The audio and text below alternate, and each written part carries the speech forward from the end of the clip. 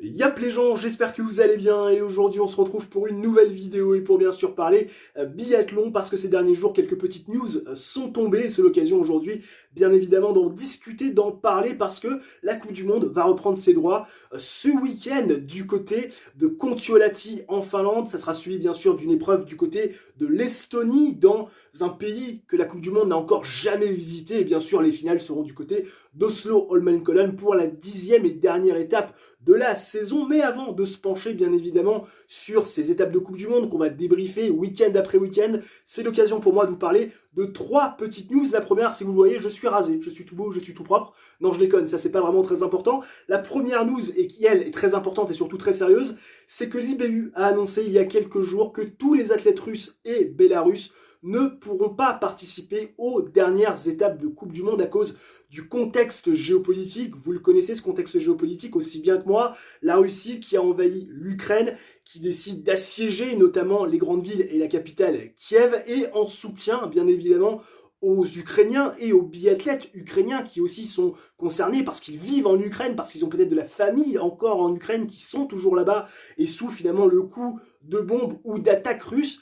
Eh bien, en soutien à ces Ukrainiens et ces biathlètes, l'IBU a décidé de suspendre les Bélarusses et les Russes des 3 dernières étapes de Coupe du Monde. Alors forcément, c'est pas très juste pour nos amis russes et Bélarus, en tout cas pour les athlètes qui représentent ces nations, parce qu'encore une fois, ils n'ont absolument pas de poids par rapport aux décisions politiques de leur pays.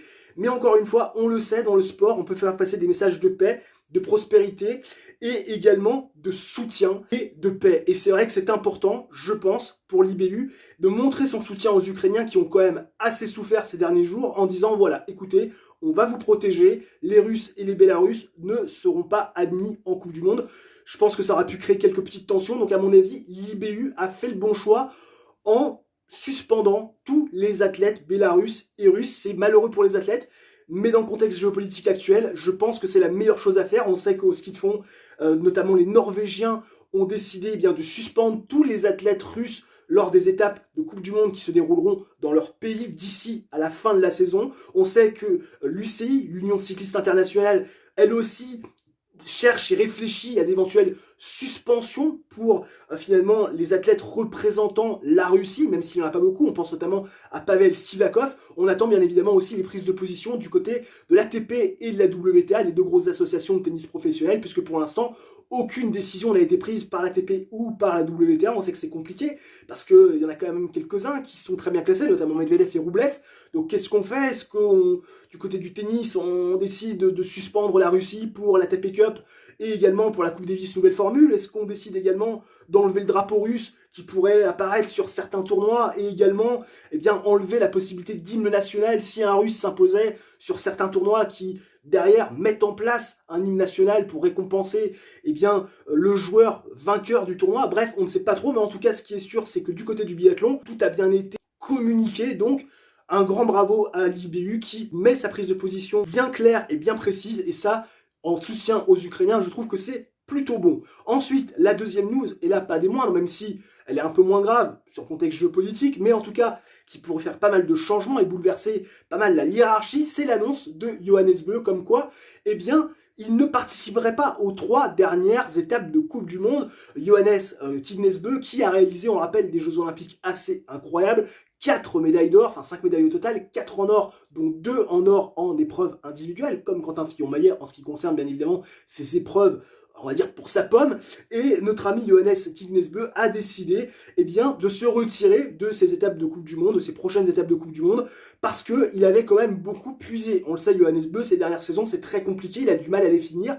On se souvient de l'an dernier qu'il a été poussé dans ses derniers retranchements face à un Sturla Lægreid qui a peut-être un peu craqué mentalement parlant à la vue possiblement d'aller chercher le gros globe.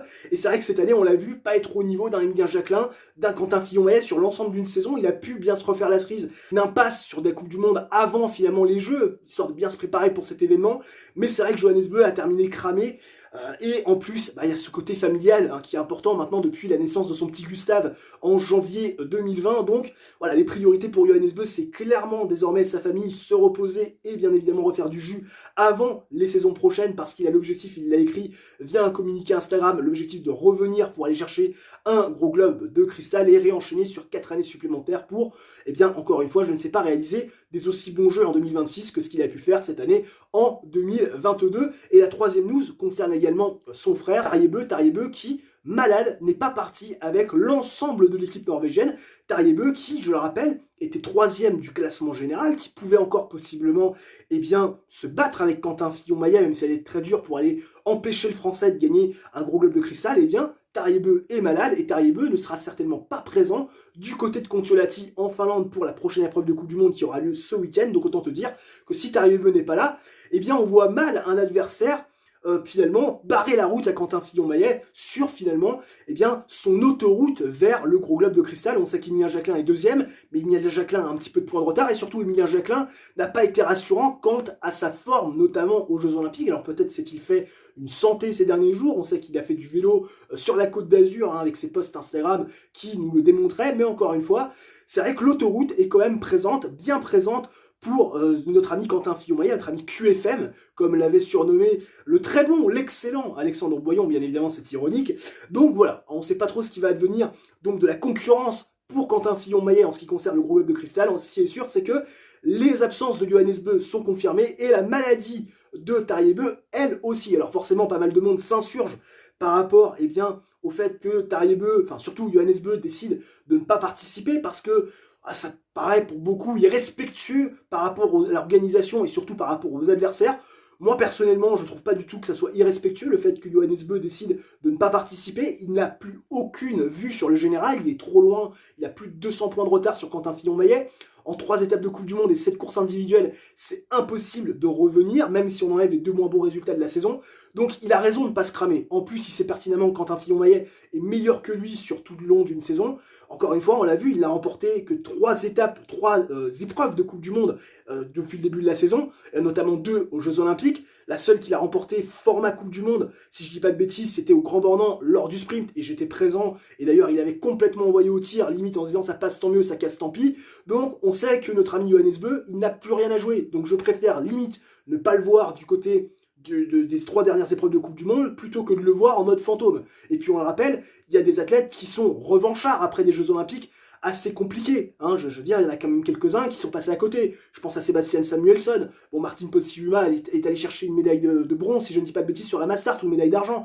Mais enfin bon, c'est quand même pas forcément le top pour certains athlètes, notamment pour les Suédois. Donc, il y en a quelques-uns qui ont des revanches à prendre. Donc, le fait que Johannes Bø ne soit pas présent, personnellement, je ne trouve pas du tout ça irrespectueux, ni pour finalement les organisateurs, ni pour ses adversaires. Je trouve ça plutôt honnête. Voilà, il a très bien dit, et on le retrouvera l'année prochaine pour aller chercher un gros globe de cristal avec une bataille avec Quentin Fillon-Maillet et, je l'espère, Emilien Jacquelin est sur la grid revenu à son meilleur niveau, qui cette année, on va pas se cacher, sur la grid est quand même loin, très très loin des standards qui avaient été les siens, notamment la saison dernière. Bon, vous me direz, la saison qu'il a fait l'année dernière est quand même une saison extraordinaire.